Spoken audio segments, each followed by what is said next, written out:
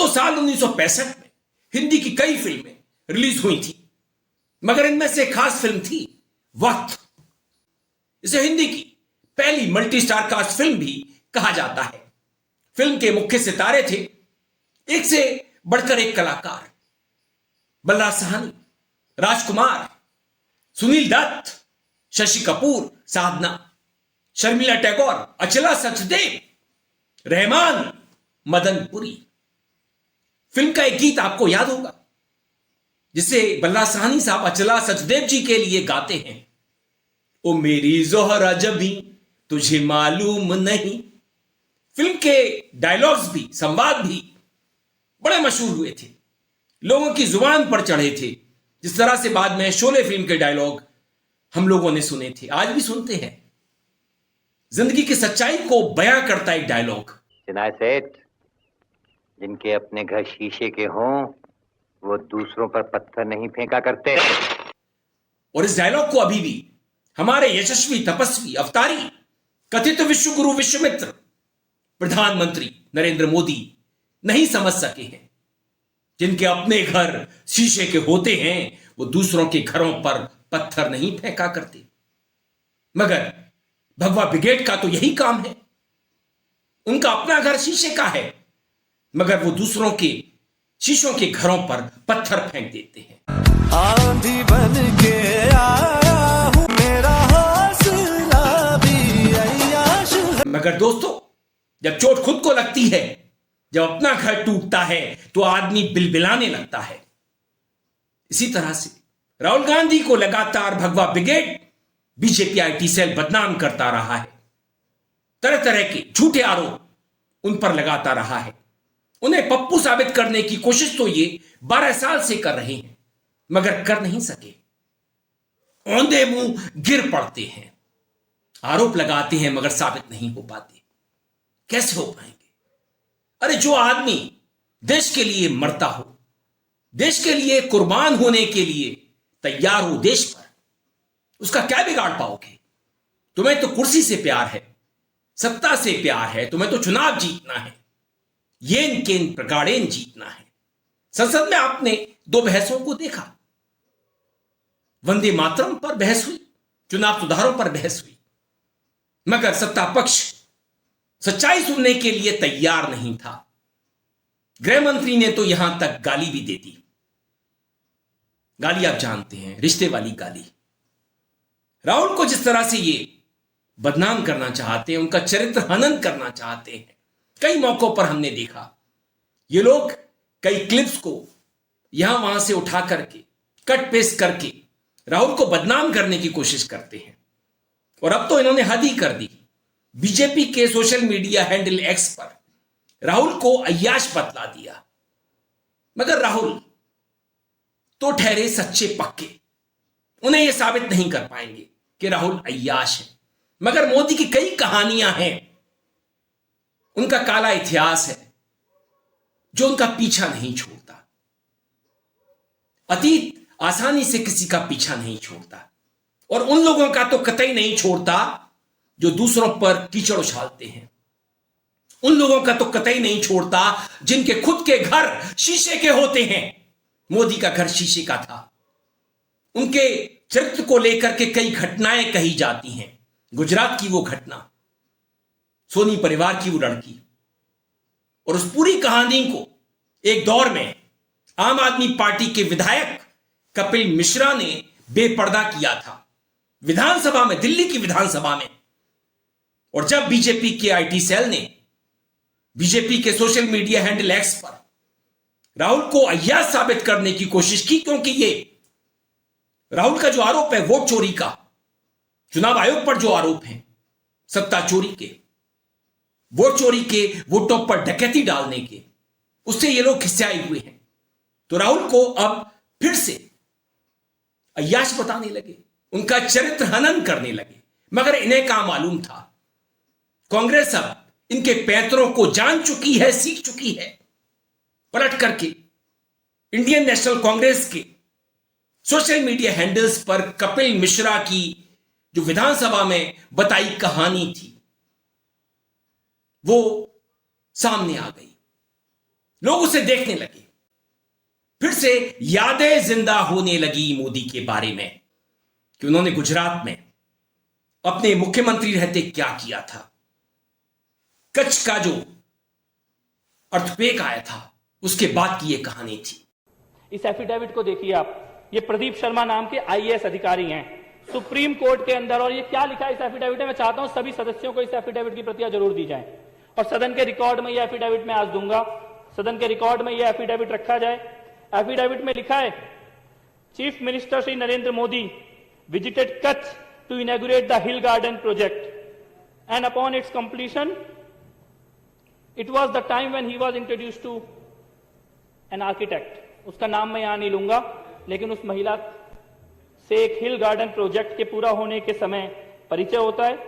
शरद उत्सव अक्टूबर 2005 में नरेंद्र मोदी जी उनके साथ ईमेल पे बात करनी शुरू करते हैं और उसके बाद Shri Modi and miss had begun to exchange text messages which she communicated to the petitioner. She further mentioned that she was planning to meet the chief minister. उनको उनके घर पे मिलने के लिए बुलाया जाता है मुख्यमंत्री महोदय के।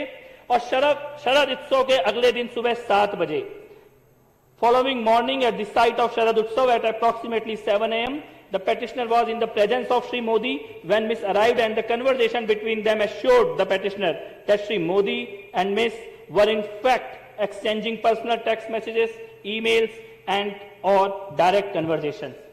और यहां से जब बात आगे बढ़ती है तो पता लगता है, वो महिला बताती है पेटिशनर को कि Shri Modi in his office he would freely interrupt scheduled meetings, walking out of his office on senior officials in order to speak to her privately. बहुत जोर शोर से प्राइवेट कन्वर्सेशन के बारे में विजेंद्र गुप्ता बोल रहे थे। यहां पे ये सुप्रीम कोर्ट के पिटीशन में लिखा हुआ है, सुप्रीम कोर्ट को एफिडेविट देके लिखा गया है, मोदी जी मुख्यमंत्री होते हुए अपनी मीटिंग छोड़ के बाहर निकल जाते थे इस महिला से अकेले में बात करने के लिए। अधिकारियों से कहते थे मुझे कोई डिस्टर्ब नहीं करेगा, अब मेरे को केवल इस महिला से बात करना है, और राजपाट का सारा काम छोड़ के उस महिला के साथ बात करने निकल जाते थे। Second week of March 2006 at approximately 5 p.m. Miss called the petitioner and conveyed that she had just landed in Ahmedabad and was planning to visit Bhuj. शाम को 5 बजे वो अहमदाबाद में उतरती हैं फ्लाइट से। इस आईएएस ऑफिसर को फोन करती हैं कि मैं अहमदाबाद आ गई हूं और अगले दिन मैं भुज जाने वाली हूं, लेकिन थोड़ी देर के बाद उनका फोन स्विच ऑफ हो जाता है। 2 days later at approximately 11 a.m. Miss called the petitioner and conveyed that she was at the residence of Shri Modi ji. 2 दिन तक फोन स्विच ऑफ रहता है और 2 दिन तक स्विच ऑफ रहने के बाद 2 दिन के बाद 11 बजे वो वापस एक पेटिशनर को कॉल करती है और बोलती है कि मैं 2 दिन तक मोदी जी के घर पे मेरे को रखा गया था और इसीलिए मेरा फोन स्विच ऑफ था। When she landed at Ahmedabad airport, she was received by Shri O.P. Singh, Shri Modi's deputy, and was escorted in a vehicle to Chief Minister's residence. Modi ji के डिप्टी ओपी सिंह उनको लेने आते हैं airport में, अपनी गाड़ी में बैठाते हैं और सीधे मोदी जी के घर लेके जाते हैं। और कैसे लेके जाते हैं? She was advised to switch off her cell phone. से कहते हैं अपना फोन बंद कर लो। And entered the Chief Minister's residence through rear door. कहते हैं सामने के दरवाजे से नहीं आना, तुम्हें पीछे वाले दरवाजे से अंदर लेकर जाएंगे घर के। उस महिला का फोन बंद करा के सरकारी गाड़ी में बैठा के पीछे वाले दरवाजे से नरेंद्र मोदी के घर लेके जाया जाता है। और उसके बाद she was taken to the first floor and given a room across the Chief Minister's bedroom. उसको फर्स्ट फ्लोर में ले जाते हैं और मोदी जी के बेडरूम के बगल वाले कमरे में कहते हैं अब तुम्हें यहीं रहना होगा। अगले दिन वो महिला लिखती है कि होली का त्योहार था अगले दिन। बहुत सारे लोग मोदी जी से मिलने आए, लेकिन मोदी जी केवल थोड़ी देर के लिए नीचे गए मिलने के लिए, उसके बाद वापस कमरे में आ गए। उन मिलने वालों में आनंदीबेन पटेल भी गई थी। Shri Modi attended to them briefly and return to his quarters. बहुत थोड़ी देर के लिए लोगों से मिले, उसके बाद अपने कमरे में वापस आ गए। यह महिला इस बीच में बीमार भी होती है। She developed a fever and requested a physician. वो कहती है मेरी तबीयत खराब है, किसी डॉक्टर को बुला दो। तो मोदी जी क्या कहते हैं उससे? मोदी जी उससे कहते हैं कि calling a physician is impossible. Doctor को तो हम बुला ही नहीं सकते, किसी को पता लग जाएगा कि तुम यहां पे आई हुई हो।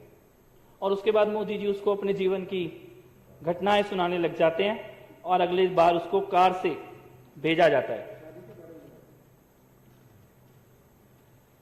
इसके बाद इसी एफिडेविट में लिखा है, जो सुप्रीम कोर्ट के अंदर जमा किया गया है, कि वो महिला भावनगर जाती है जिस वक्त मोदी जी साउथ अफ्रीका के टूर में गए हैं, और वहां से भी मोदी जी को चैन नहीं पड़ता, वहां से भी उसको फोन और एसएमएस करने का सिलसिला जारी रखते हैं। Petitioner found that she was constantly in touch with Sri Modi, who was abroad and probably in South Africa at the time. She also conveyed to the petitioner that Sri Modi asked her about the petitioner's office routine and habits and whether the petitioner knew about the relationship they shared. In one conversation, Miss showed the petitioner a text message that the Chief Minister has sent her from abroad. और खास तौर पे इस महिला से बात करने के लिए अलग मोबाइल नंबर मोदी जी ने रखा हुआ था, वो मोबाइल नंबर भी इस एफिडेविट के अंदर दिया गया है। इसके बाद इससे भी ज्यादा खतरनाक बात होती है, इस पेटिशनर प्रदीप शर्मा जिन्होंने सुप्रीम कोर्ट में एफिडेविट दिया, इनके पास एक लेटर आता है कि एक सीडी है इस महिला की किसी व्यक्ति के साथ सेक्स करते हुए, और वो सीडी जो है वो सरकार के पास है, इसीलिए प्रदीप शर्मा इस महिला से मिलना बंद कर दें।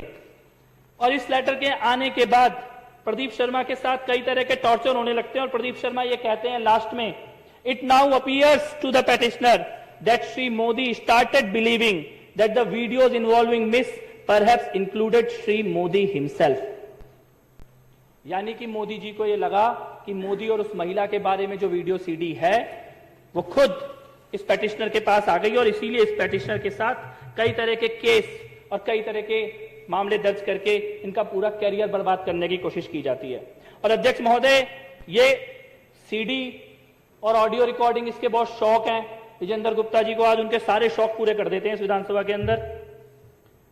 अभी भी गए कि मैं जाके बाहर दिखाऊंगा लोगों को एक ऑडियो सीडी, एक सीडी मैं इस विधानसभा में ऑन रिकॉर्ड रखना चाहता हूं, और ये सीडी अमित शाह की है, अमित शाह की पुलिस अधिकारियों के साथ बातचीत की है, और ये सीडी वो घिनौना सच हिंदुस्तान के सामने लेके आती है कि कैसे एक मुख्यमंत्री एक लड़की, अपने से आधी उम्र की लड़की के पीछे पड़ता है, और पीछे कैसे पड़ता है, पूरी की पूरी पुलिस उसके पीछे लगाता है। केवल पुलिस नहीं, वहां की इंटेलिजेंस एजेंसी और यहां तक कि एटीएस के अधिकारियों तक को भी एक लड़की के पीछे लगा देता है, उसकी एक एक पल की खबर रखने के लिए। पुलिस अधिकारियों के बीच में खुद पुलिस अधिकारी सिंघल, 267 फोन कॉल का रिकॉर्ड है, 267 कॉलों का रिकॉर्ड दिया गया है, सीबीआई के पास भी दिया गया था। और इसमें सिंघल ने खुद बोला है, अगस्त से लेकर सितंबर 2009 के बीच में उस लड़की के प्राइवेट मूवमेंट और प्राइवेट कन्वर्जेशंस को रिकॉर्ड करने के लिए, पीछा करने के लिए अमित शाह किस तरीके से पुलिस वालों को निर्देश दे रहे हैं, मैं चाहता हूं सदन के अंदर उस सीडी को चलाया जाए। जी सर, क्या है हमारा कंपनी में जो लोकेशन लीधु एम 14 ने 2900 लोकेशन पर त्या जावे सर, 2 ने 2900 पर जी। પેલા છોકરા જોડે ગયા નથી બાર ના સર, ભાઈઓ છો સાહેબ ને બધી ખબર પડી જાય આપણો સર, આપણા માણસો બિલકુલ ત્યાં છે સર, મને લોકેશન પણ હું કંપનીમાંથી બી લેતો રહું છું, એટલે પરફેક્ટ લોકેશન આપે છે। લોકેશનમાં કેવું થાય છે જી। આજુબાજુ જાય એટલે એનું એ જ રહે ને સર ટાવર એકલું એક જ બતાવી રહ્યું છે, એનું જે સેલ આઈડી આવે છે, બીજું સેલ આઈડી આવતી હોય તો ખબર પડી જાય કે બીજી સેલ આઈડી પર પકડે છે। ભલે ચલો जी सर। इसमें अमित शाह जी सिंघल नाम के अधिकारी को कह रहे हैं कि वो जहां गुजराती में ये बात है रही, और उनको ये बोल रहे हैं कि उस जगह के मोबाइल टावर की सारी रिकॉर्डिंग ले लो, जिस होटल में वो रुकी है सारी रिकॉर्डिंग ले लो, और जो लड़का उस लड़की से मिलने के लिए आने वाला है उसके सारे डिटेल चाहिए। आगे सुनिए। લગભગ જવાના છે પેલા વિસ્તાર જોડે માહિતી આ પેલા બેન ને સર? હા जी जी सर। એટલે સાંજે કહું વિમાન છે જોઈ લેજો ને हाँ जी सर, હું જાણ કરી આપો છે ગોયર વાળું जी सर। પેલા ભાઈ ભાવનગર પહોંચી ગયા हाँ पहुंची गया सर, लोकेशन में ले लो, रात में पहुंची गया सर। હવે જો એ આ છોકરી મુંબઈ જવાની હોય ને सर તો પેલો મુંબઈ ના જાય હો right right sir, right sir, right. वो समझे ना हाँ समझी गया, समझी गया। જરા જોડાવજો जी जी जी जी અને સાંજના વિમાન જરા જોડાઈ લો जी जी जी जी सर। वो लड़की शाम की फ्लाइट से मुंबई जाने वाली है, और मोदी जी अधिकारी को कह रहे हैं कि गो एयर की फ्लाइट है, किसी हालत में भी मुंबई नहीं पहुंचनी चाहिए। अमित शाह बोल रहे हैं, बार बार बोल रहे हैं कि साहब को सब पता है, साहब को सब पता है, साहब पता करना चाहते हैं इस लड़की के बारे में, साहब को सब पता है, और किसी भी हालत में ये मुंबई नहीं पहुंचनी चाहिए लड़की। કઈ ખબર પડે કે આગળ ના સર, મેં પેલા કહ્યું છે, મને જોઈને આપે છે સર, કહે છે સર। સાહેબના ફોન પર ફોન કરો. નહીં, મને જાણ કરે છે સર. હમણાં 10-15 મિનિટ લાગશે. આ એરપોર્ટ પર શું થયું છે પછી આગળ? સર, પેલો છોકરો મૂકીને નીકળી ગયો છે. થોડા માણસો જો ત્યાં જ છે. હજુ ફ્લાઇટ ઉપડવામાં 10 મિનિટની વાર છે. જી સર, હવે મેં જોઈ લીધી છે, હોટલ પણ જોઈ લીધી છે, માણસો પણ બરાબર ગોઠવેલા છે, તમામ વ્યવસ્થા થઈ ગયેલી સર. ત્યાં મતલબ મેઇન ગેટની સામે જ આપણો એક માણસ ગોઠવાઈ ગયો છે, એટલે એ ત્યાંથી નીકળશે ત્યાંથી ફોલો ચાલુ થઈ જશે એનો. બહાર મેઇન રોડ પર બી એક માણસ છે, આગળ પણ એક માણસ છે આપણે. અંદર છે કે નહીં તો જોડાવ. હા, ખાતરી કરેલી જોડાવશે. જી બીજી રીતે કંઈ ખાતરી કરીને મને સર, પેલું ઇન્ટરસેપ્શનમાં એવું આવ્યું છે કે એક દિવસ એક્સટેન્ડ કરાયો છે એને, બસ એવું. એ તો બરોબર છે. જી અત્યારે અંદર હા, રાઈટ સર, એ ખાતરી કરેલું સર. જી હા સર પછી મને ફોન જી જી તો શૈલેષ જોડ્યો ને ડાયરેક્ટર મિટિંગમાં જી જી જી સર. શૈલેષ જોડ્યો હોય તો મહેમાન અંદર જ કેટલું કેવડાવ જી જી સર. સર હાજી હાજી સાહેબના સર વાત થઈ લોકો સાથે બહાર જઈએ બે વાર આપણા માણસો બરોબર ઇન્વેસ્ટ થઈ ગયા. હાજી સર. અત્યારે તો ત્યાં જ છે પણ શોપિંગ બી કરી આવ્યા जी અને પેલા છોકરાને લઈને જેને જોવા નથી हाजी अध्यक्ष महोदय, इसमें अमित शाह कह रहे हैं कि मोदी जी मेरे साथ ही बैठे हैं, साहब मेरे साथ ही बैठे हैं। साहब कह रहे हैं कि अंदर दो हैं, एक लड़की और एक लड़का है, उनके सारे नजर रखो। वो पुलिस अधिकारी कह रहे हैं कि मैंने पूरी टीम लगाई है, जैसे ही वो होटल से बाहर निकलेंगे हम उनका पीछा करेंगे। एक एक रिकॉर्ड हमारे पास है, उनके फोन रिकॉर्ड हो रहे हैं। और ये अमित शाह बोल रहे हैं, उस वक्त वहां गृह मंत्री थे, यानी गृह मंत्री एक लड़की का पीछा कर रहा है, पूरी की पूरी पुलिस की फोर्स लगी हुई है, मुख्यमंत्री उस लड़की में इंटरेस्ट ले रहे हैं, मुख्यमंत्री उसको अपने घर बुला रहे हैं। घर पीछे वाले दरवाजे से आनी चाहिए, फोन स्विच ऑफ रहना चाहिए, डॉक्टर भी ना आ जाए गलती से उस लड़की के साथ कुछ हो जाए। साउथ अफ्रीका में जाके भी चैन नहीं पड़ रहा वहां से और आज नहीं मालूम ये लड़की कहां है, आज नहीं मालूम इसका परिवार कहां है। और मैं ये कहता हूं ये तो शायद एक मामला है जो सामने आ गया। अगर कोई व्यक्ति मुख्यमंत्री की कुर्सी पे बैठने के बाद अपने गृह मंत्री, पुलिस अधिकारी, इंटेलिजेंस के अधिकारी और एटीएस के अधिकारियों को एक लड़की के पीछे लगा सकता है तो वो कुछ भी कर सकता है, फिर उसका कोई चरित्र नहीं है।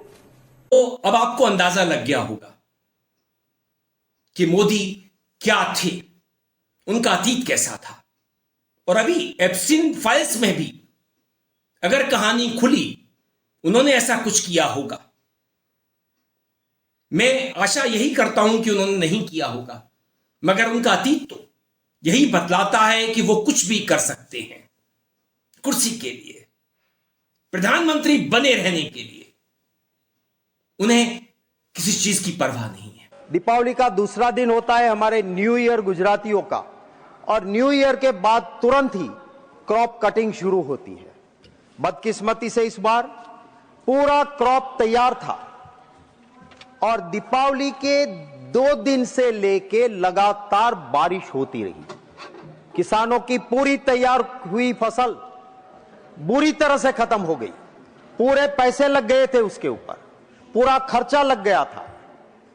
सभापति महोदय, पूरे देश में किसानों के लिए बीमा फसल योजना है, गुजरात में नहीं है। गुजरात में बीमा फसल योजना बंद हुई है और इसी को लेके सभापति महोदय मैं ये कहना चाहता हूं कि जो परिस्थिति गुजरात में पैदा हुई है, उस परिस्थिति में किसान आत्महत्या कर रहा है।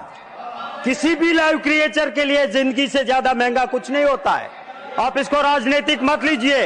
अगर आपका मुआवजा ठीक है तो किसान क्यों आत्महत्या करेगा? बार बार किसान आत्महत्या कर रहा है।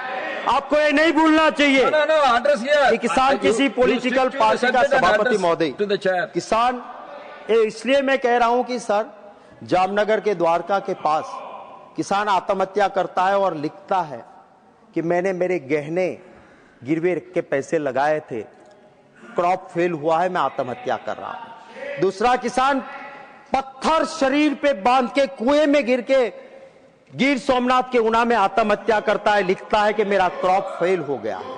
तो इंसानियत से लीजिए इसको, पॉलिटिकल मत लीजिए इसको।